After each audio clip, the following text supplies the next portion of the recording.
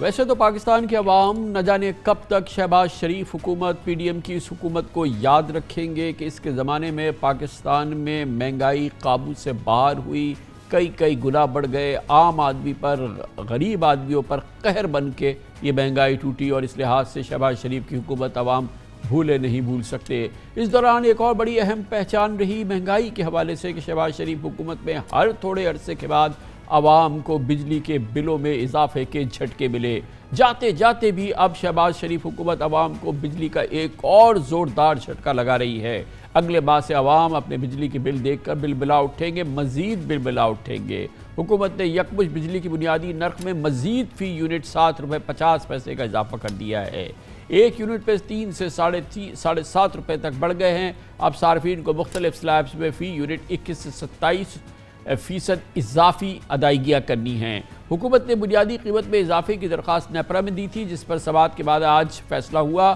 نئے ٹیرف کا اطلاق 1 جولائی سے ہوگا، یعنی کہ اب جو بل آئے گا اس میں آپ کو شامل کر دیا جائے گا۔ بتایا گیا ہے کہ ماہانہ اور سہ ماہی ایڈجسٹمنٹ کے علاوہ ٹیکسز، ڈیوٹیز اور لیویز شامل کر کے حقیقی اوسط قومی ٹیرف اب 50 سے 56 روپے فی یونٹ کے درمیان ہو جائے گا۔ اب 200 یونٹ سے زائد استعمال کرنے والے فی یونٹ 5 روپے اضافی ادا کریں گے، 300 سے زیادہ یونٹ استعمال کرنے والے 6.5 روپے، جبکہ 400 سے زیادہ یونٹ استعمال کرنے والے 27 روپے 74 پیسے کے بجائے 35 روپے 24 پیسے ادا کریں گے۔ اوسطاً بجلی فی یونٹ نرخ میں 4 روپے 96 پیسے کا نیٹ امپیکٹ آ جائے گا۔ نئے سلیب کی بنیاد پر جن صارفین کا بل پہلے 10,000 آتا تھا اب 13,000 کے قریب آئے گا۔ صارفین پہلے 14,000 کے قریب جو بل ادا کرتے تھے اب 17,500، جو 21,000 دیتے تھے انہیں 26,500، اور یہ اندازے ٹیکسز، فیول ایڈجسٹمنٹ اور ان کے چارجز کے علاوہ ہیں۔ دلچسپ بات یہ ہے کہ شہباز حکومت کے 15 مہینوں میں بجلی کے نرخ میں 81% اضافہ ہو چکا ہے، تقریباً دگنے ہو گئے ہیں۔ مسئلہ یہ ہے کہ پاکستان کے پاور اور گیس سیکٹر کا گردشی قرضہ 5,000 ارب سے تجاوز کر گیا ہے، جو ہماری جی ڈی پی کا 6% ہے، اور اس پر IMF کو شدید تشویش ہے۔ اس مسئلے کے لیے ہر حکومت بجلی کی قیمت میں اضافہ کرتی ہے، مگر گردشی قرضے جو کے دو کھڑے رہتے ہیں۔ بار کہہ چکے ہیں جناب شہباز شریف کے بجلی کی قیمتوں میں اضافہ کرنا IMF کی شرط کے تحت ان کی مجبوری تھی۔ وہ پاکستان کی حکومتوں کی نااہلی، پاکستان کی حکومتوں کی بجلی کے شعبے میں کرپشن اور بجلی کے شعبے کی جو انیفیشنسیز ہے اس کا وہ ذکر نہیں کرتے۔ کہہ سکتے ہیں ہم کہ بجلی کی آفت پوری قوت سے پاکستانی قوم پہ ٹوٹ پڑی ہے، اور اس میں ابھی مسلسل یہ جاری ہے۔ وزیر اعظم شہباز شریف کی حکومت میں جیسے کہ میں نے آپ کو بتایا کہ 2 گنا بجلی کے بلوں میں اضافہ ہو چکا ہے۔ ایک عام آدمی کی زندگی یقیناً ایک بے انتہا ایک عذاب سی کیفیت میں مبتلا ہے۔ دوسری جانب مہنگائی آپ کے علم میں ہے کہ پچھلے صرف 1 مہینے کے دوران چینی کی قیمتوں میں 60% اضافہ ہو چکا ہے، آٹے کی قیمتوں میں 50% اضافہ ہو چکا ہے۔ بجلی کی صورتحال پہ بات کرتے ہیں، ہمارے ساتھ موجود ہیں انرجی امور کے ماہر اور ہیڈ آف ریسرچ پاک کویت انویسٹمنٹ میں سمیع اللہ طارق صاحب ہمارے ساتھ ہیں۔ بہت شکریہ سمیع اللہ طارق صاحب۔ یہ بتائیے گا کہ کبھی بھی ایسا ہمیں لگتا ہے کہ شاید اب اتنی بڑھ گئی قیمت، اب اتنے ٹیرف میں اضافہ ہو گیا، اب اس میں مزید اضافہ نہیں ہوگا، مگر ایک بار پھر یہ اضافہ ہو گیا۔ پہلے ہی یہ 40 روپے یونٹ کے قریب 42 روپے یونٹ ہو گئی تھی، اب یہ 52 روپے 53 روپے یونٹ ہو جائے گی۔ آخر اس کی کیا وجہ ہے؟ یہ ٹھیک ہے پہلے بھی ہم IMF کے پریشر میں کر رہے تھے، لیکن کیا ابھی تک جو مسئلہ اس ٹیرف بڑھانے سے حل ہو سکتا تھا نہیں ہوا ہے؟ دیکھیں ایسا ہے کہ بجلی جو ہے وہ ایک تو جو اوورآل معیشت ہے اسی کا ایک پورشن ہے، یعنی یہ کہ اگر ہماری جو اوورآل معیشت ہے اگر وہ سست روی کا شکار ہے تو ظاہر ہے اس کا پریشر بجلی پر بھی آ رہا ہے۔ میں ایک مثال دے رہا ہوں کہ پچھلے سال ہماری بجلی کی ڈسپیچ کوئی 10 سے 1% جو جنریشن ہے 10 سے 11% کم ہو گئی، اور ظاہر ہے نئی کیپیسٹی بھی ساتھ میں آن آ رہی تھی، کیونکہ آپ پچھلے جو اتنے سال کا ایوریج ہے آپ 6 سے 7% ایوریج جنریشن میں گروتھ ایکسپیکٹ کر رہے تھے، لیکن یہ کہ اب چونکہ معیشت سست روی کا شکار ہو گئی، پھر ڈالر بھی کم تھے، تو ظاہر ہے اس کی وجہ سے کرنسی بھی ڈیپریشیٹ ہو گئی، تو آپ کی جو نئی کیپیسٹی بھی آ رہی ہے، تو ظاہر ہے ہماری 1950 ارب کی تقریباً بجلی کی کیپیسٹی پیمنٹ ہے۔ تو ظاہر ہے اس وقت اگر آپ ہمارا چونکہ جو پورا بجلی کا سسٹم ہے وہ ریونیو ریکوائرمنٹ ماڈل پہ چلتا ہے، یعنی یہ کہ جتنا ہمیں ریونیو تو چاہیے ہی، اب یا تو اس کے ہم یونٹ زیادہ بیچ لیں یا پھر قیمت بڑھا لیں، تو یونٹ زیادہ بیچنا تو ممکن ہی نظر آ رہا، تو قیمت بڑھانی تھی۔ اور دوسری طرف یہ بھی صحیح بات ہے کہ اگر آپ قیمت نہیں بڑھاتے تو یہ فنڈ کہاں سے ہوتا، تو حکومت کے جو خزانہ ہے اس سے یہ فنڈ ہوتا، تو ظاہر ہے اس کا پریشر تو عوام پہ ہی آنا تھا۔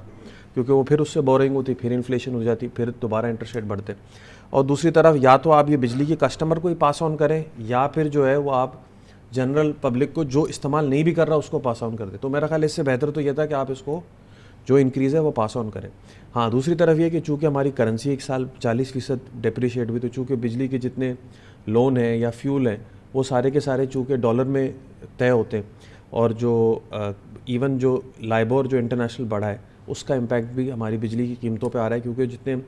پروجیکٹس ہیں وہ لائبور پلس ایک اسپریڈ کے اوپر فائنینس ہوئے ہیں. اسی طرح لوکل انٹرسٹ ریٹ پہ جو چیزیں، تو ظاہر ہے اس سارے کا امپیکٹ جو ہے وہ بجلی کی قیمت پہ آ رہا ہے، جو کہ 3.3 ٹریلین کا جو طے ہوا ہے کہ اتنا ہمارا ریونیو جو ہے وہ ریکوائرڈ ہے. اب ظاہر ہے اس کے اندر آگے جاتے ہوئے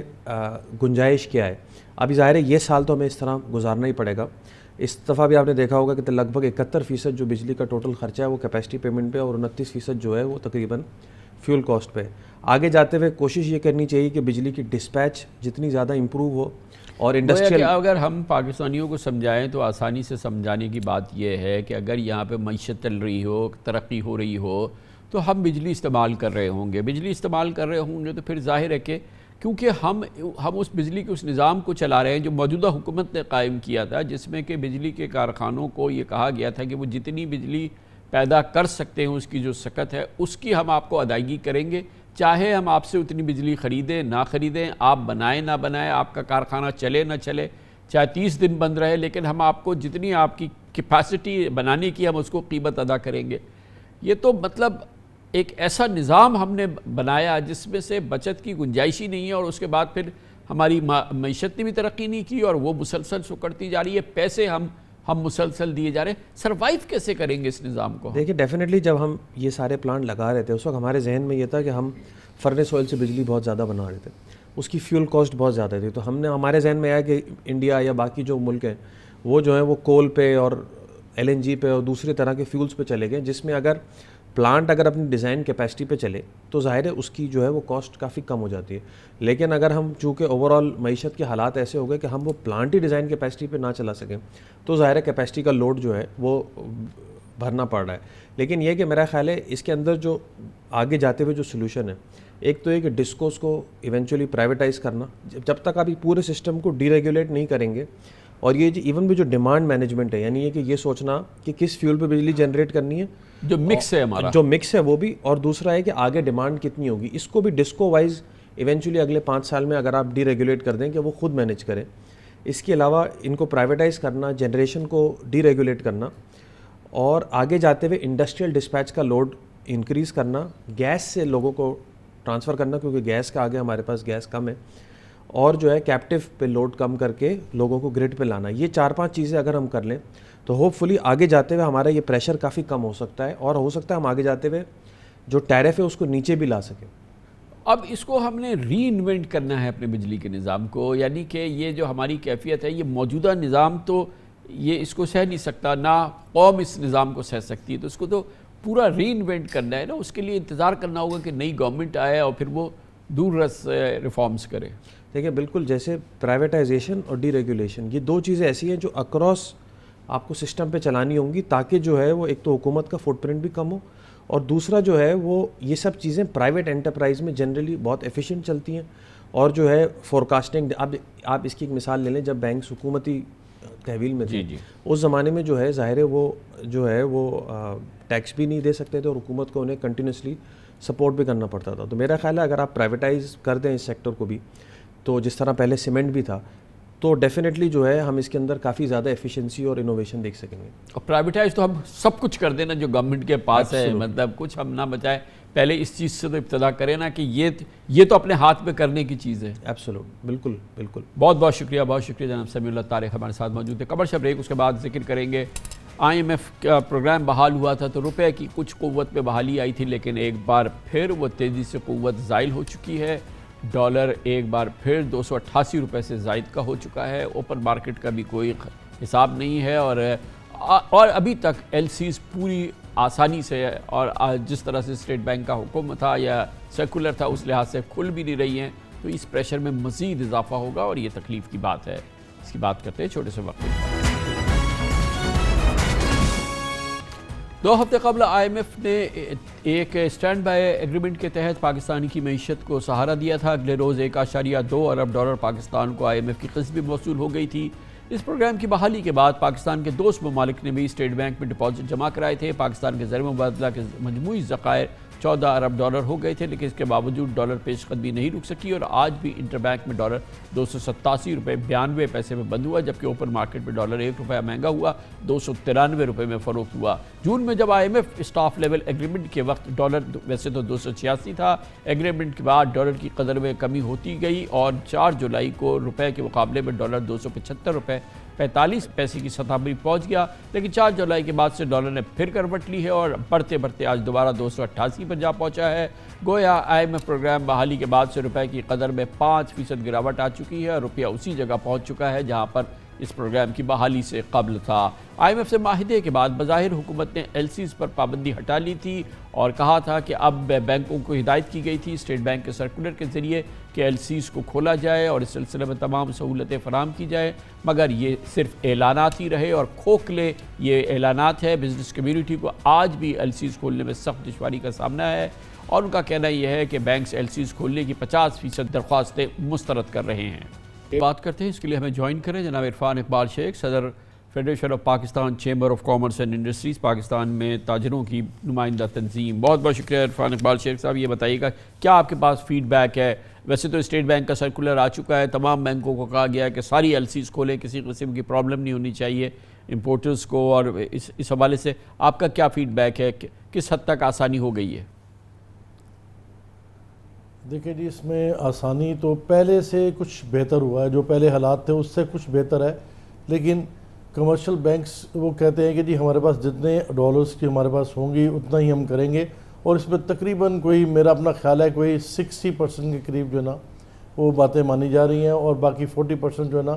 خاص طور پہ جو چھوٹے امپورٹرز ہیں، کمرشل امپورٹرز ہیں، ان کے لیے بہت زیادہ مشکلات ہیں، اور جو بڑے امپورٹرز ہیں ان کے کچھ تعلقات بینکس کے ساتھ ہوتے ہیں اور بینکس ان تعلقات کی بنیاد پہ ان کو پریورٹی بیس پہ ان کو کر دیتے ہیں۔ تو چھوٹے جتنے بھی امپورٹرز ہیں وہ سارے اس وقت بہت زیادہ پریشان ہیں، کیونکہ ان کو ڈیلیز بے شمار ہیں، جس کی وجہ سے ان کو نقصان بھی ہو رہا ہے اور بزنس بھی نہیں ہو رہا اور وہ امپورٹ بھی نہیں کر پاتے۔ تو یہ کیا نظام چل رہا ہے شیخ صاحب؟ یہ بتائیے کیا نظام چل رہا ہے؟ کیا ہوتا ہے؟ کون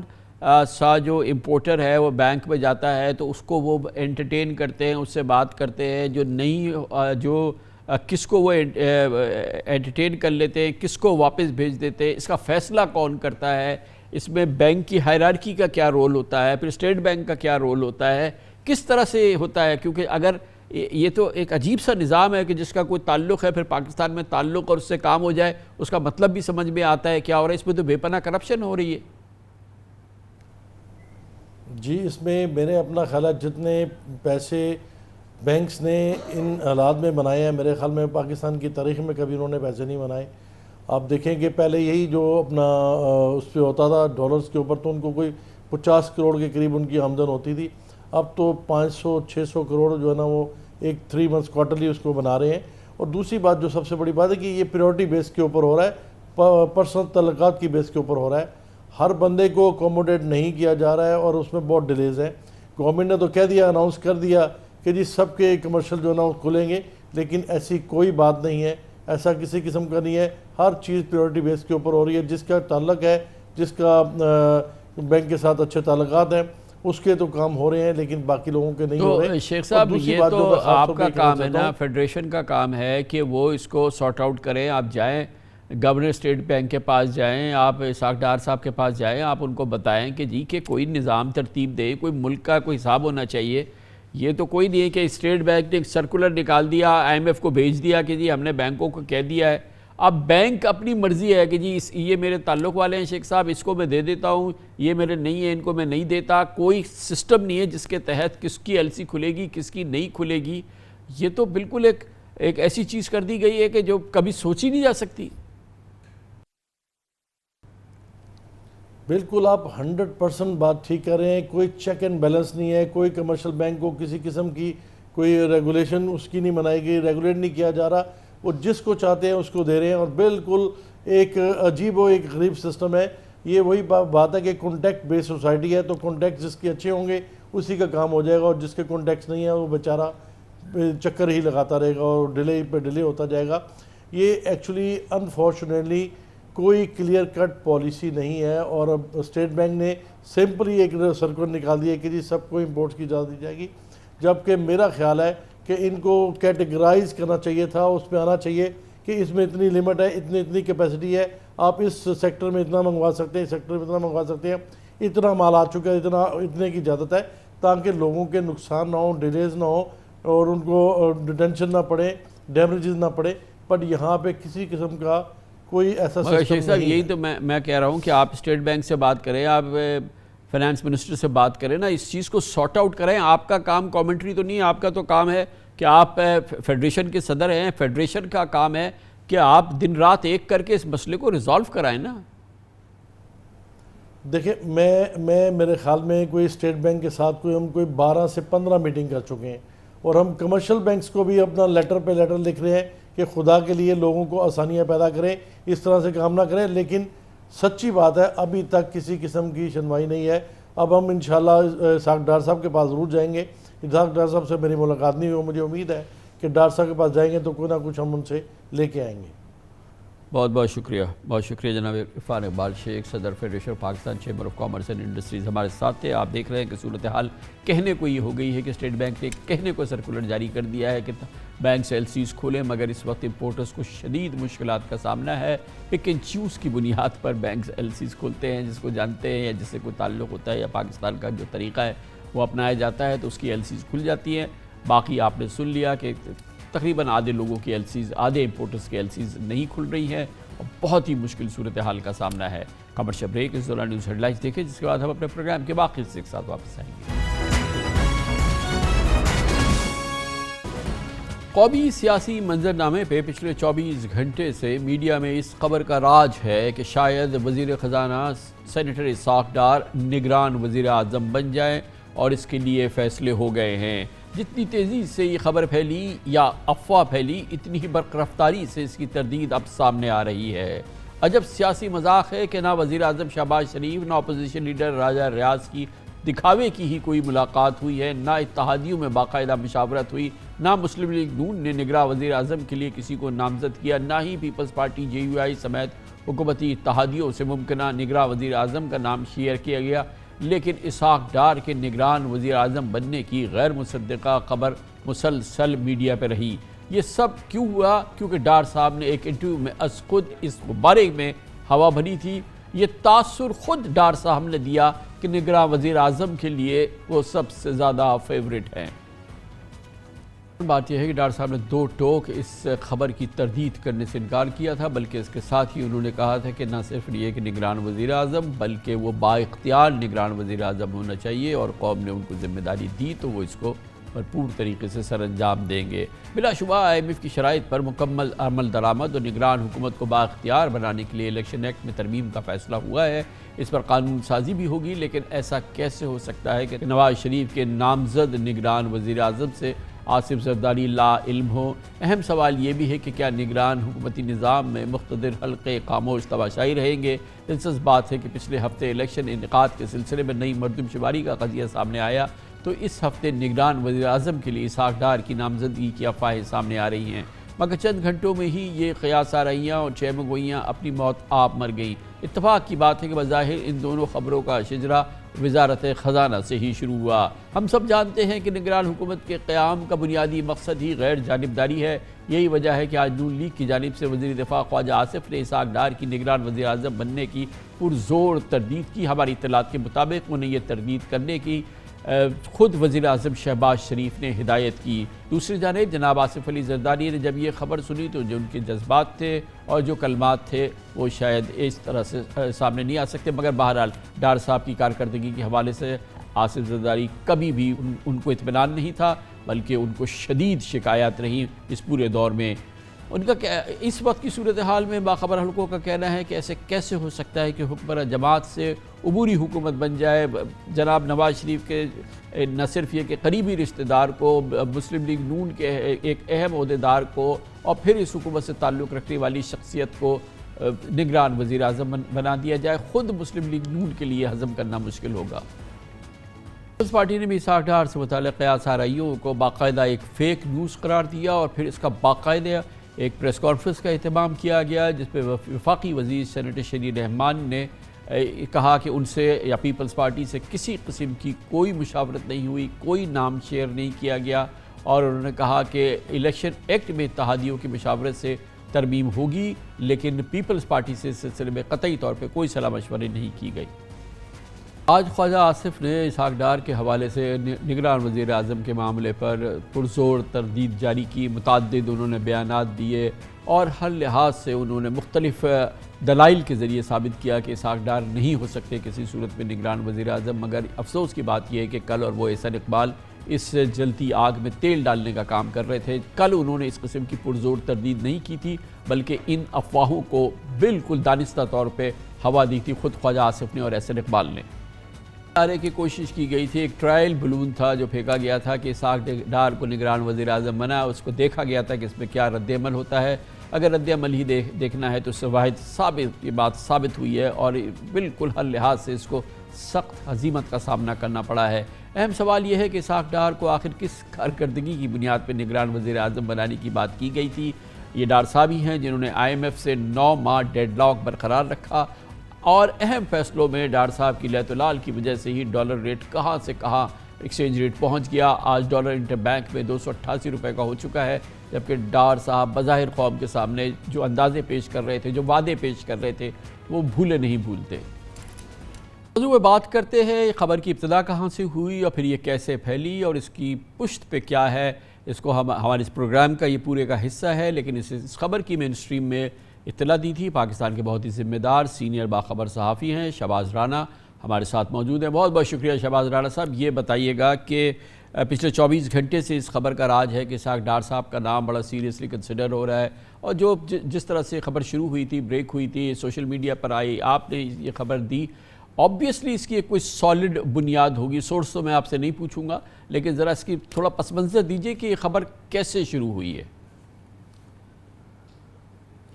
جی بسم اللہ الرحمن الرحیم۔ کامران خان صاحب، یہ میں انویسٹیگیٹ کر رہا تھا ایک چیز کہ الیکشن ایکٹ میں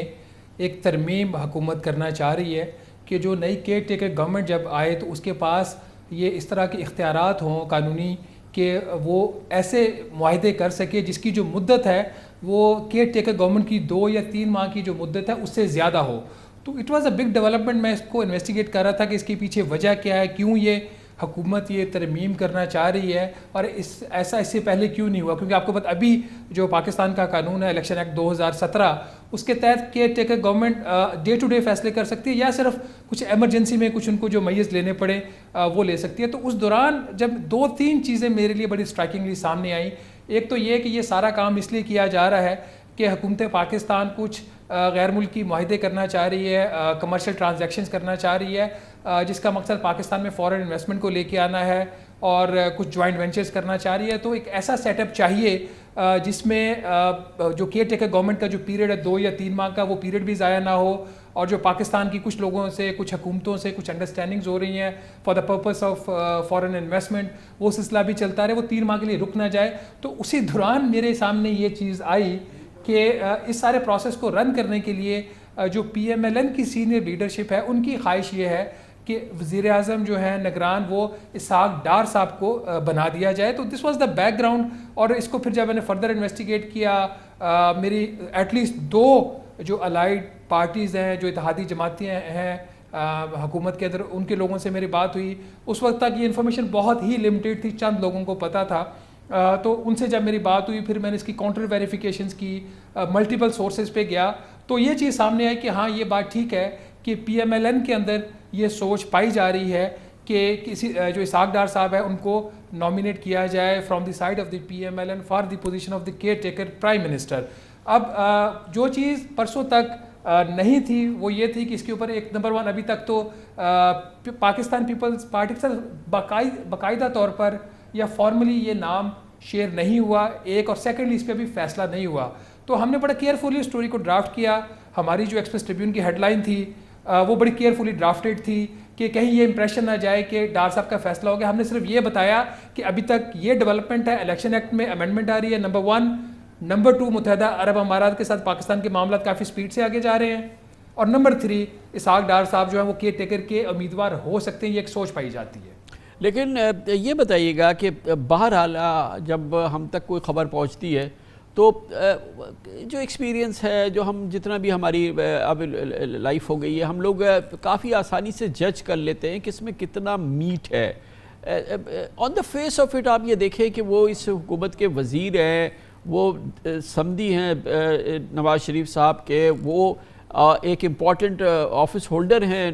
پی ایم ایل این کے، اور وہ بہت ہی ایک critical P M L N کی پولیٹیکل شخصیت ہے، ان کی continuity as prime minister on the face of it یہ کافی مشکل لگ رہا تھا اس پہ کسی قسم کی بھی دھیان دھرنا یا اس کو کسی صورت سے بھی کنسیڈر کرنا۔ تو آئی انڈرسٹینڈ کہ اس میں کہیں نہ کہیں کوئی چیز ایسی ہوگی جو کہ جس نے آپ کو کنونس کیا کہ it's enough to do a story. Kamran Khan sahab آپ نے بالکل ٹھیک کہا، اس میں بالکل سٹوری کے اندر میٹ تھا اور ہے، یہ سب سے بڑی بات اس میں امپورٹنٹ یہ ہے۔ اگر یہ چیز اچانک آپ کو پتہ چلتی کہ جب فارملی ایک پریس ریلیز آتی یا ایک پروسیس ہوتا انڈر دا کانسٹیٹیوشن جو ہمارا آئین میں دیا ہوا ہے کہ لیڈر آف دی ہاؤس اور لیڈر آف دی اپوزیشن میں ایک کنسلٹیشن ہوتی ہے باقاعدہ، اور اس میں یہ نام تھے اور یہ طے پایا، تو یہ ایک بالکل ایک اس وقت تک پروسیس کمپلیٹ ہو چکا ہوتا۔ بٹ اس کے اندر اب یہ ہوا یہ کہ یہ چیز ایک ہمیں ایک معتبر ذرائع سے ہمیں مور دین ون اس کی ہم تک پہنچی، اس کی تصدیق ہوئی، اور اس کے بعد ہم اس کی آگے بڑھے۔ اس کے اندر جو ایک پولیٹیکل کیش تھا وہ میرے لیے بھی بڑا سرپرائزنگ تھا کہ ایک other than the economic factor, جو پولیٹیکل فیکٹر تھا جس کو میں نے اسٹوری کہیں ڈالا کیونکہ I just wanted to give it a economic touch, وہ یہ تھا کہ ایک سوچ یہ بھی کہیں پائی جاتی ہے کہ جو نگران سیٹ اپ ہے وہ کہیں 3 ماہ سے زیادہ نہ چل جائے، تو اس کے لیے بھی کسی نہ کسی جگہ پہ یہ سوچ پائی گئی، تو پھر ایک ایسے شخص کو نامزد کیا جائے جو that person will make sure کہ یہ سیٹ اپ جو ہے وہ آگے نہ چل سکے اور اس کو کریڈیبلٹی بھی ہو، اور اگر کوئی چیز وہاں پہ گڑبڑ ہونے کی کوشش ہو تو وہ چیزیں سنبھال سکے، اور وہ بالکل کسی جگہ سے کوئی پریشر ہے تو اس کے اندر وہ پریشر میں آ کے انفلوئنس میں آ کے کوئی فیصلہ نہ کر سکے۔ بہت شکریہ شہباز رانا ہمارے ساتھ ہے۔ اب اس پر ایک ہم بہت ہی تفصیلی ایک گفتگو کریں گے، اس پورے ماحول کا تجزیہ لیں گے۔ پاکستان کے 3 نامور جرنلسٹ ہمارے ساتھ ہوں گے چھوٹے سے وقفے کے بعد۔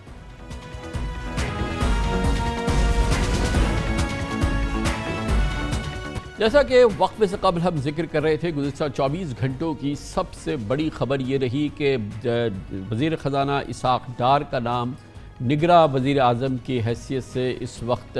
پرائرٹی پر ہے، یا یہ کہ امکانات زیادہ ہیں کہ وہ وزیر اعظم بن جائیں گے۔ جیسے کہ ہم نے وقفے سے قبل ذکر کیا، اس افواہ کو سب سے زیادہ ہوا خود اسحاق ڈار صاحب نے دی جب ان سے براہ راست اس سوال کے جواب میں کہ کیا وہ وزیر اعظم بننے جا رہے ہیں، نگران وزیر اعظم بن رہے ہیں، تو انہوں نے اس کی 2 ٹوک تردید کرنے سے انکار کر دیا۔ اسی پوری صورتحال کے پس منظر میں سیاسی منظرنامے پہ پچھلے 24 گھنٹوں کے دوران ڈار کا شور ہم نے سنا، مگر اب سے تھوڑی دیر قبل، آج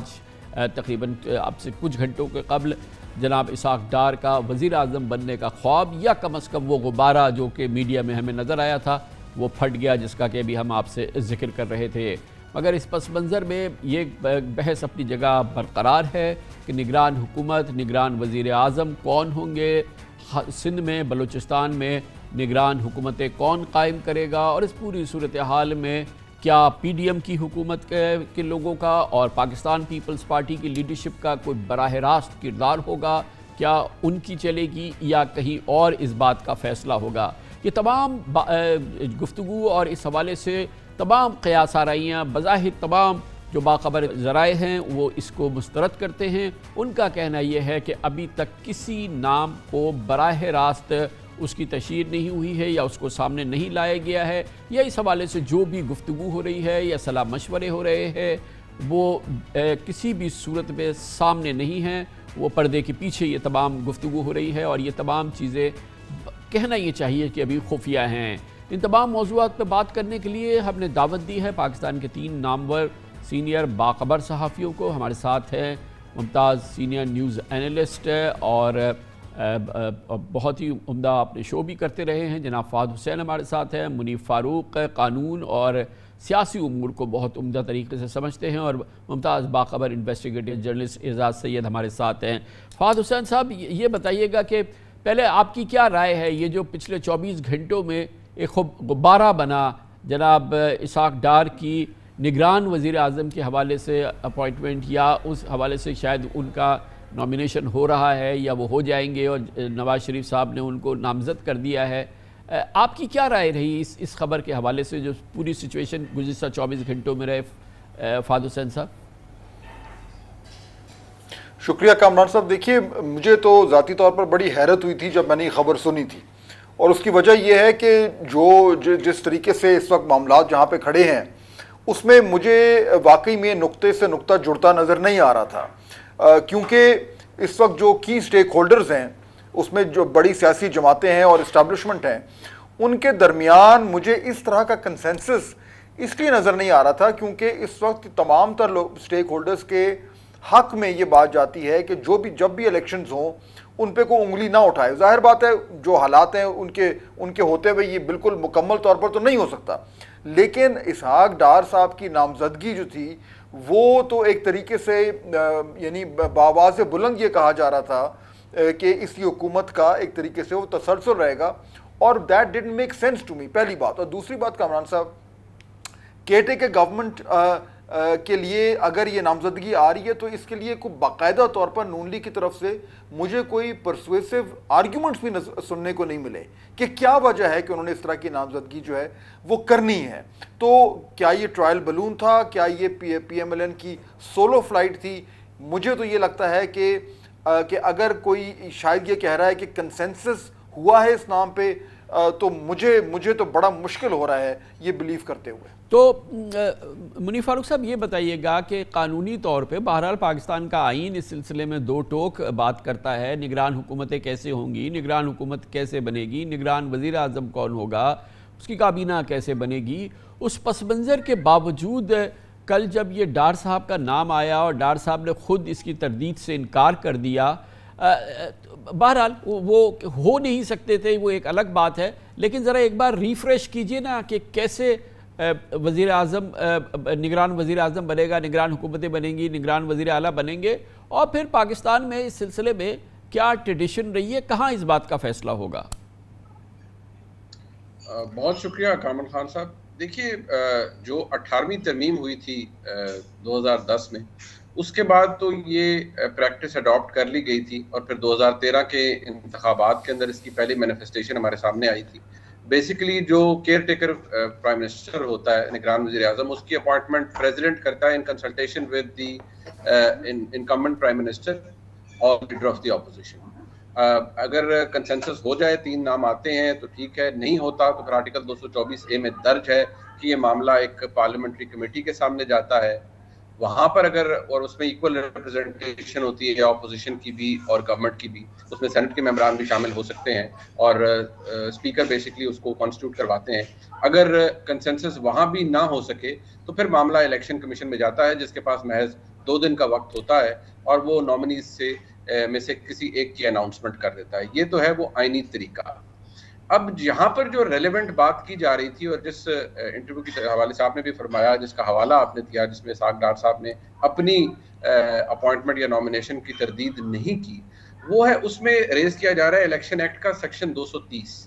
अब उसके अंदर कहा जा रहा है कि तरमीम बड़ी ज़रूरी है, लेकिन अगर आप सेक्शन 230 इलेक्शन एक्ट 2017 का बगौर मुआयना करें, तो जिसे हम कानूनी ज़बान में कहते हैं कि it's sufficiently liberal and sufficiently वेग, उसकी ऐसी टर्मिनोलॉजी उसके अंदर दी गई है जिसके अंदर बेशक ये कहा गया है कि जो निगरान वज़ीर आज़म है वो डे टू डे मामलात देखेगा, बहुत बड़े को पॉलिसी डिसीजंस नहीं लेगा, लेकिन नीचे प्रोवाइजोस भी दिए गए हैं कि एक्सेप्ट इन एक्सेप्शनल सर्कमस्टांसेस, या अगर कोई बहुत अर्जेंट मैटर आ जाता है, अगर हुकूमत ने या रियासत ने मुल्क की मुआशी डगर को या सस्टेन कराना है या एक समत में रखना है और उसके टाइट बेहतर करनी है, तो फिर ज़रूरत इस बात की है कि आप कंसल्टेंसी ले लीजिए इसहाक डार साहब से। इसहाक डार साहब क्योंकि मेंबर नेशनल असेंबली तो नहीं है, वो सेनेटर हैं, वो बता सकते हैं किसी भी नए वज़ीर आज़म को कि आपने किस तरह से प्रोसीड करना है, मुआशी मामलात क्या हैं, ब्रीफिंग दी जा सकती है, और इसकी मिसालें दुनिया के अंदर मौजूद हैं। आपको पता है कि जिस तरह अमेरिका में जब चेंज ऑफ गार्ड होता है, जब नया प्रेसिडेंट आता है, तो वो जो आउटगोइंग प्रेसिडेंट होता है वो बाकायदा ब्रीफिंग्स कंडक्ट करवाते हैं और बताते हैं कि मुल्क के हालात क्या हैं। یہ پریکٹس فارملی اینڈ فارملی ہمارے ملک میں بھی اڈاپٹ کی جا سکتی ہے اگر محض مقصد صرف معیشت کو ڈگر پہ رکھنے کا ہے. لیکن میرے خیال میں یہ جو جس غبارے کی آپ نے بھی فرمایا اور فہد حسین صاحب نے بھی, یہ میرے لیے بھی بڑا ریڈیکولس تھا, بڑا ہی عجیب تھا. بہت آپ نے صحیح بالکل آپ نے صحیح لفظ استعمال کیا کہ یہ نتھنگ شارٹ آف ریڈیکولس, یہ ایک ریڈیکولس آئیڈیا تھا. اعجاز سعید صاحب, ایک ایسا لگتا ہے جب ہم یہ گفتگو کر رہے ہیں جیسے کہ فیصلہ بہرحال آصف زرداری صاحب نے اور نواز شریف صاحب نے کرنا ہے, اور یہ فیصلہ جو ہے وہ یہ حکومت کے لوگ کریں گے, پی ڈی ایم اور پیپلز پارٹی مل کے کرے گی. اور یہ بات بھی سامنے آ گئی ہے کہ انہوں نے یہ فیصلہ کر لیا ہے کہ کسی سیاسی شخصیت کو بنائیں گے ہم, اور سیاسی شخصیت جو ہے وہ نگران وزیر اعلیٰ ہو. کیا جو پاکستان میں دوسرے مقتدر حلقے ہیں کیا وہ اتنے اس سے لا تعلق ہیں, اور کیا واقعی یہ فیصلہ جو ہے یہ پی ڈی ایم اور پیپلز پارٹی مل کے کرے گی کہ کس نے وزیر اعظم ہونا ہے, کس نے نگران حکومتیں بنانی ہیں, اور کہاں اور کون کابینہ میں شامل ہوگا؟ کامران صاحب بہت بہت شکریہ. سب سے پہلے تو مجھے یہ ذمہ داری لینے دیں کہ کل جو اسحاق ڈار صاحب کا نام سامنے آیا, یا جسے غبارہ کہہ لیں یا جو بھی کہہ لیجئے, اس کو آگے بڑھانے میں میرا بھی ایک کردار ہے, اور اگر اس کا کوئی کریڈٹ یا ڈسکریڈٹ ہے تو اس کی ذمہ داری ایک میری بھی ہے. پہلی بات تو یہ ہے, بطور رپورٹر جب میں نے یہ بات سنی کہ اسحاق ڈار صاحب کا نام نگران وزیر اعظم کے طور پر لیا جا رہا ہے, تو میرے لیے بھی کسی یہ الیکٹرک شاک سے کم نہیں تھا, اور مجھے بھی یقین نہیں آیا. اور میں نے جہاں سے یہ خبر آ رہی تھی تو میں نے ان سے پوچھا کہ اگر اسحاق ڈار صاحب کو تعینات کرنا ہے تو یہ تو سارے الیکشنز ہی جو ہے وہ متنازع ہو جائیں گے. تو مجھے جو آرگیومنٹ دی گئی, اور یہ دو مختلف بڑے ذمہ دار عہدوں پر تعینات لوگوں کی اطلاع تھی میرے پاس, اور یہ مسلم لیگ نون سے تعلق رکھنے والے لوگ نہیں تھے.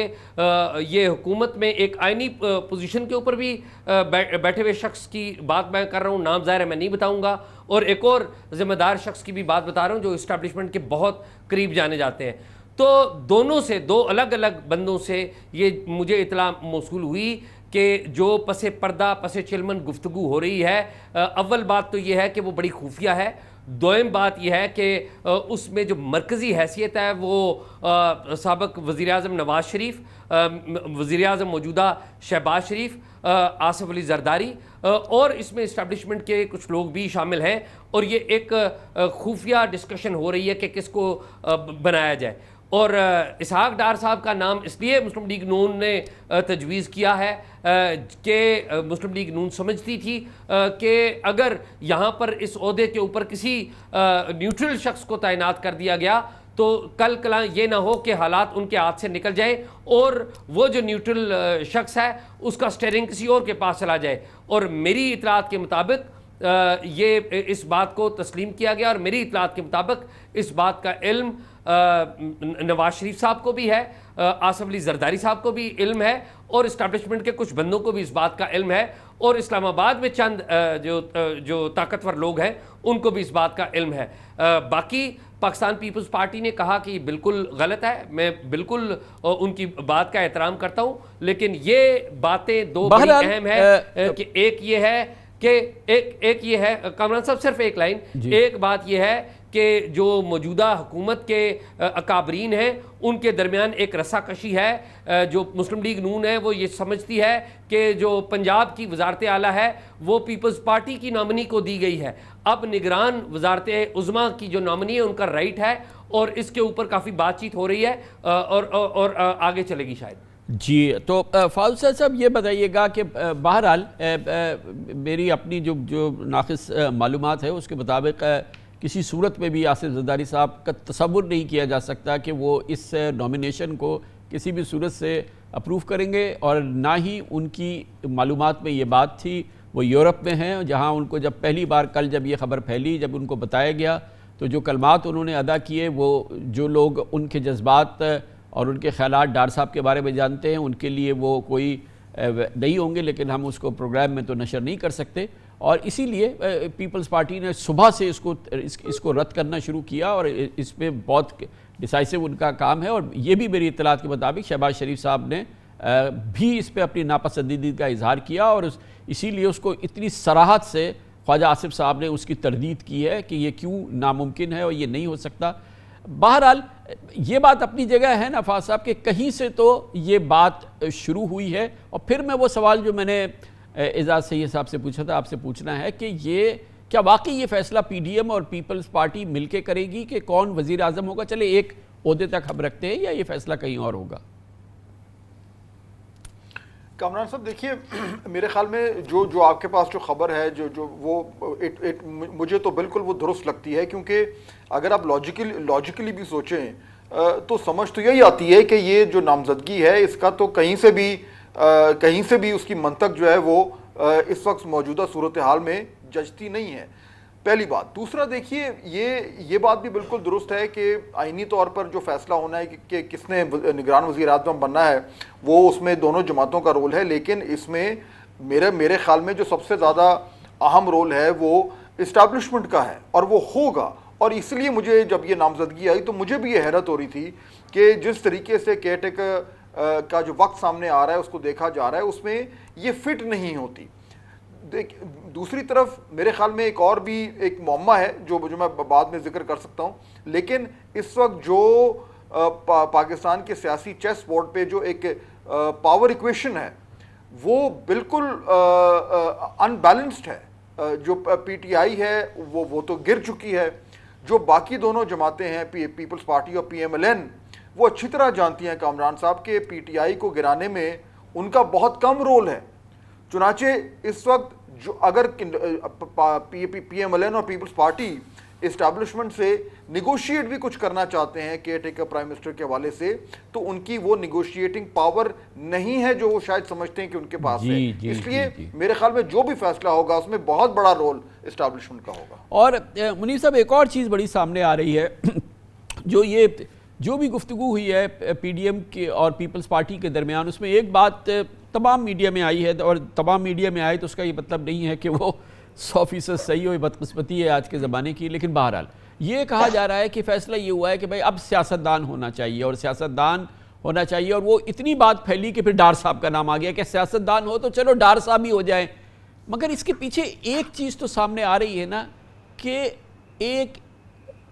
یقین نہیں ہے، اعتماد نہیں ہے کہ کیئر ٹیکر سیٹ اپ جب آئے گا وہ 90 دن میں چلا جائے گا۔ تو یہ جو سیاسی قوتیں ہیں پی ڈی ایم اور پیپلز پارٹی، ان میں کہیں نہ کہیں یہ خوف، یہ خدشہ، یہ اندازہ یہ موجود ہے کہ یہ ناممکنات میں نہیں ہے کہ جو کیئر ٹیکر سیٹ اپ آئے گا وہ کہیں 90 دن سے آگے نہ کھنچ جائے، اس لیے ضروری ہے کہ اس کو اپنے ہاتھ میں رکھو، اپنی مٹھی کے اندر رکھو، اور یہ ہوگا نہیں۔ آپ کی رائے؟ کامران خان صاحب، گزشتہ روز مجھے موقع ملا، میں نے وزیر اعظم پاکستان کا انٹرویو کیا، اور اس انٹرویو کے اندر انہوں نے متعدد دفعہ لفظ استعمال کیا کہ مجھے امید ہے کہ الیکشن وقت پر ہو جائیں گے۔ اب ایک آؤٹ گوئنگ پرائم منسٹر جن کو پتا ہے کہ اسمبلی اگر وقت سے پہلے تحلیل ہو تو 90 روز کے اندر انتخاب ہونا لازمی ہے، جن کو یہ بھی پتا ہے کہ کنسنسس اگر نہ ہوا مردم شماری کے اوپر اور وہ سرٹیفکیشن نہ ملی اسے سی سی آئی کے اندر، تو آرٹیکل 55(5) کے تحت 51(5) کے تحت راڈر جو لاسٹ پریسیڈنگ سینسس ہے اس کے مطابق الیکشن ہو جائیں گے۔ اسٹل وہ 100% واٹر ٹائٹ گارنٹی دینے کے لیے راضی نہیں تھے اور اس سے کترا رہے تھے۔ وہ کہہ رہے تھے مجھے امید ہے یہ کام الیکشن کمیشن کا ہے۔ اب پاکستان کی ریاست پاکستان کے اندر الیکشن کمیشن کہاں کس وقت کس کے قابو میں ہوتا ہے اور انٹرم دور میں کس کے قابو میں ہوتا ہے اور کیا کر سکتا ہے، یہ تو میرے خیال میں مجھے آپ کو بتانے کی ضرورت نہیں، آپ بخوبی جانتے ہیں۔ لہٰذا اس وقت جو صورتحال ہے اس میں ایک مسئلہ تو اپنی جگہ موجود ہے، اور جس کا میں ذاتی طور پر الاؤ می ٹو سے کہ میں وٹنس بھی کر چکا ہوں اسے، وہ ہے پاکستان پیپلز پارٹی اور پاکستان مسلم لیگ نون کے اندر شدید اعتماد کا فقدان ہے۔ یہ گاڑی چلتی رہی ہے اس حکومت میں کیونکہ آبجیکٹو تقریباً ایک تھا، لیکن اعتماد دونوں سائڈز ایک دوسرے کے اوپر نہیں کر سکتی، اور اس کا ایک بنیادی نقطہ ہے وہ یہ کہ مسلم لیگ نون یہ سمجھتی ہے کہ ہم نے جتنے پاپڑ بیلے ہیں، جتنا سب کچھ کیا ہے، جتنا کچھ نیگوشیٹ کیا ہے دوبارہ اقتدار میں آنے کے لیے، اس کا ڈیویڈنڈ 100% مسلم لیگ نون کو ہی ملنا چاہیے۔ مسلم لیگ نون نے کیونکہ ایک بہت بڑی لی 2018 کے اندر پیپلز پارٹی تو سندھ کے اندر حکومت کرتی رہی، تو جو ڈیویڈنڈ ہے مسلم لیگ نون اس کو کیپچر کرنا چاہتی ہے مکمل طور پر، لہٰذا وہ کوئی بھی جو اینڈ ہے اسے لوز نہیں رکھنا چاہ رہے۔ ہینس پھر اسحاق ڈار صاحب کی معاملات اور بات بے شک وہ جتنی مرضی ریڈیکولس ہو، لیکن میں آپ کو یہ عرض کر دوں کہ یہ کنسنسس اگر ہو بھی گیا تو بڑا جیلسلی گارڈ کیا جائے گا پورے پروسیس کو، اور ابھی بھی یہ خدشات ہیں کہ یہ سارا پروسیس 2023 کے الیکشن کا کہیں ہائی جیک نہ ہو جائے یا ہے وائر نہ چلا جائے۔ یہ بہت امپورٹنٹ بات ہے، میں اسی کو آگے بڑھاتا ہوں، کچھ اپنی معلومات کو ایڈ کرتا ہوں۔ جیسے کہ آپ نے فرمایا اور اعزاز سید صاحب جانتے ہوں گے کہ آپ نے کہا عدم اعتماد پیپلز پارٹی اور مسلم لیگ نون کے درمیان ہے، یہ تو کوئی چبے کی بات نہیں ہے، لیکن آپ یقینی طور پہ جانتے ہیں، فاض صاحب بھی جانتے ہیں اور اعزاز سید صاحب بھی جانتے ہوں گے، کچھ مجھے بھی معلومات ہے کہ جو فقدان اعتماد کا ودن نون لیگ ہے اس کا تصور آپ نہیں کر سکتے، اس کی شدت کا جو پیپلز پارٹی اور نون لیگ کے درمیان ہے، اور یہ اسی کی ایک کڑی ہے جس میں کہ ڈار صاحب سامنے آئے، اور اسی کی ایک اور کڑی ہے، ذرا آپ خواجہ آصف کی گفتگو سنیں جو انہوں نے ڈار صاحب کے حوالے سے کی ہے، اور اسی کی ایک کڑی ہے جو اگر آپ جو لوگ شہباز شریف صاحب کے تصور کو جانتے ہیں اور جس طرح سے ڈار صاحب نے IMF کے معاملات کو ڈیل کیا ہے اور پھر جس طرح سے شہباز صاحب کو انٹروین کرنا پڑا، انہوں نے اس کو ریٹریو کرنا پڑا، اس کے بعد بھی ڈار صاحب کا نام آنا کہ وہ وزیر اعظم ہوں گے، تو جو اصل اعتماد کا مسائل ہیں جو کہ سامنے آئیں گے، جس کے لیے بار بار شہباز شریف صاحب کو کہنا پڑ رہا ہے کہ وزیر اعظم نواز شریف ہی ہوں گے، وزیر اعظم نواز شریف ہی ہوں گے، چاہے ان کے دور اقتدار میں 1.5 سال کے دوران نواز شریف قدم نہیں رکھ سکے پاکستان میں، مگر ان کو کہنا پڑ رہا ہے۔ تو اندرون نون لیگ کے مسائل پہ اعزاز سید صاحب ذرا روشنی ڈالیے۔ کامران صاحب بہت شکریہ۔ کامران صاحب بڑا اہم سوال آپ نے اٹھایا۔ شہباز شریف صاحب نے کہا کہ اگلے وزیر اعظم نواز شریف ہوں گے، اور اس سے پہلے خواجہ آصف نے کہا کہ اگلے وزیر اعظم نواز شریف ہوں گے، لیکن سوال یہ ہے کہ نواز شریف کیا الیکشن لڑیں گے تو پھر اگلے وزیر اعظم بنیں گے نا؟ تو الیکشن لڑنے اور اس سے پہلے پاکستان میں آنے کے درمیان میں بھی بہت سارے جمپس ہیں جن کو انہوں نے عبور کرنا ہے، بہت سارے دریا ہیں جن کو عبور کرنا ہے۔ سب سے پہلے تو یہ ہے کہ نواز شریف صاحب تک اس وقت تک واپس نہیں آئیں گے جب تک ان کے پاس ان رائٹنگ اس بات کی یقین دہانی نہیں ہوگی عدالتوں کی طرف سے کہ وہ واپس آئے تو گرفتار نہیں ہوں گے۔ نمبر 2، وہ ان کی جو نااہلی ہوئی ہے یا عدالت کی طرف سے جو چیلنجز ہیں ان کو ایک کیس میں مفرور بھی قرار دیا گیا ہے، یہ تمام چیزیں جب ان سے نکلیں گے تو تب وہ الیکشن بھی لڑ پائیں گے۔ اور پھر سوال یہ پیدا ہوتا ہے کہ اگر الیکشن وقت پہ ہونے ہیں، اس میں اگر پہ بہت زور دے رہا ہوں میں، اگر وقت پہ ہونے ہیں تو کیا اتنی جلدی میں عدلیہ یہ ساری چیزیں فل کر کے دے دے گی یا ان چیزوں کو آسان کر کے دے دے گی؟ میرا نہیں خیال کہ یہ اتنی آسان باتیں ہیں۔ اور دوسری اہم بات یہ بات آپ کو بھی پتہ ہے کامران صاحب، آپ بھی بہت اچھے طریقے سے جانتے ہیں کہ نواز شریف صاحب، شہباز شریف صاحب کی جو طرز حکمرانی ہے اس سے ان کے بہت سارے معاملات سے نالاں ہیں، چاہے ان میں کرکٹ بورڈ کی چیئرمینی ہو یا بیوروکریسی کے حوالے سے سکریننگ کے معاملات ہوں یا اور بھی بہت سارے معاملات ہوں، یہ باتیں پبلک میں وہ نہیں کرتے، نواز شریف صاحب بھی نہیں کرتے، اور شہباز شریف صاحب پبلکلی کہتے ہیں کہ میرے بڑے بھائی ہیں، لیکن حقیقت یہ ہے کہ دونوں بھائیوں، اور نہ صرف دونوں بھائیوں بلکہ جو مریم صاحبہ ہیں ان کے بھی اعتراضات ہیں، جس طریقے سے ان کے جو چچا ہیں وہ گورنمنٹ چلا رہے ہیں، لیکن یہ باتیں وہ پبلک ڈومین میں نہیں کرتے، اپنی پرائیویٹ میٹنگز میں یہ سارے کرتے ہیں۔ تو بہرحال یہ مسئلہ فاض صاحب پھر آپ کی طرف مجھے آنا ہے کہ یہ بتائیے کہ اب یہ ایک تو ابھی کیئر ٹیکر سیٹ اپ ہے اور اس حوالے سے ایک خدشات کی ہم نے گفتگو کی، as an inform journalist, experience journalist, آپ کی کیا رائے ہے کہ یہ جو شکوک ہیں کہ الیکشن نہیں ہوں گے یا بڑھ سکتے ہیں، یا یہ کہ کیئر ٹیکر سیٹ اپ آگے بڑھ سکتا ہے، یا یہ کہ اس میں ابھی ابہام ہے، آپ کے ذہن میں کوئی ابہام آپ کے ذہن میں بھی ہے، یا آپ بالکل فورتھ رائٹ ہے جیسے پرائم منسٹر بھی نہیں کہہ رہے کہ یہ ان کو امید ہے کہ الیکشن ہو جائیں گے؟ آپ کو امید ہے یا آپ کو یقین ہے کہ الیکشن ہو جائیں گے، یا آپ کسی شک میں مبتلا ہیں؟ کامران صاحب دیکھیے، یعنی خواہش تو میری ہو سکتی ہے، لیکن میں تو اس ٹائم سچویشن کو ریڈ کر رہا ہوں، اور جو سچویشن مجھے نظر آ رہی ہے پچھلے 7-8 مہینے سے، اور خاص طور پر 9 مئی کے بعد سے، اس میں بہت سارے ایسے معاملات ہیں جن کی روشنی میں ہمیں تمام آپشنز کو اوپن رکھنا چاہیے اپنے تجزیے کے حوالے سے۔ اور دیکھیے اس میں جو بالکل جو سیدھی بات ہے وہ یہ ہے کہ 9 مئی کے بعد جو معاملات، پاکستان کے معاملات چینج ہوئے ہیں، پاکستان کی سیاست چینج ہوئی ہے، ایک بہت بڑی جماعت جو ہے اس کے گھٹنے اب ٹیک دیے گئے ہیں۔ اس کے بعد یہ حالات نارمل نہیں ہیں، یہ جو الیکشنز ہونے جا رہے ہیں کامران صاحب، یہ نارمل الیکشنز نہیں ہیں، اور ان میں ایک بہت امپورٹنٹ جو اس کا جز ہے، جو انگریڈینٹ ہے، وہ یہ ہے کہ جو پاکستان تحریک انصاف ہے اس کے ساتھ کیا ہونا ہے اور اس کے لیڈر کے ساتھ کیا ہونا ہے، اور اس کی واپسی کا میں اور آپ کئی بار بات کر چکے ہیں. ان کی واپسی ظاہر بات ہے نہ آپ کو نظر آ رہی ہے نہ مجھے نظر آ رہی ہے، لیکن اس سے پہلے اس کے لیگل ہرڈلز ہیں، ان کو پورا کرنا ہے، وہ کیسے ہونا ہے. تو میرے خیال میں ایک آؤٹ کم اورینٹڈ سچویشن بن رہی ہے، اور اگر وہ آؤٹ کم جو ہے وہ اگلے 90 دن میں یا نہیں ہوتا تو پھر ظاہر بات ہے تمام آپشنز تو کھلے ہیں، ہونا چاہیے نہیں ہونا چاہیے الگ بات ہے، لیکن ایکچوئل سچویشن کچھ ایسی ہے. بالکل صحیح ہے. اور تو منیب صاحب ایک اور چیز بہت اہم ہونی ہے نا، یہ اکتوبر نومبر میں الیکشن اپنی جگہ ہے، مگر ایک بہت اہم ڈیولپمنٹ ہونی ہے کیونکہ بار بار لیگل آپشنز کی بات ہوئی ہے، پی ٹی آئی کے چیئرمین کے حوالے سے بات ہوئی ہے، اور بھی کئی مسائل ہیں، نواز شریف صاحب مفرور ہے اس حوالے سے بات ہوئی ہے. قانون اور عدلیہ کا ایک بڑا کردار ہے، اور ستمبر میں ایک چینج ہوگا، ظاہر ہے بڑا کلیدی change. Chief justice of Pakistan کی حیثیت سے جناب justice Qazi Faez Isa chief justice of Pakistan ہو جائیں گے انشاءاللہ، اور یہ ایک نیا دور ہوگا. ہم جسٹس قاضی فائز عیسیٰ کو جتنا بھی جانتے ہیں، آپ ہم سے زیادہ شاید جانتے ہوں گے، مگر وہ تو مطلب ایک نیا دور، اگر آپ اس کو سمجھیں اچھی طرح سے تو آپ کی سمجھ میں آئے گا کہ یہ ایک بہت ہی ایک نیا انداز سے نئی ہم سپریم کورٹ دیکھیں گے جناب جسٹس قاضی فائز عیسیٰ کے. تو وہ بھی معاملات دیکھنے ہوں گے نا جب ہم الیکشن کی طرف اگر ہم جا رہے ہیں نومبر دسمبر میں، کیونکہ کئی ایسی چیزیں ہیں جن کے فیصلے پھر سپریم کورٹ سے آنے ہیں. دیکھیے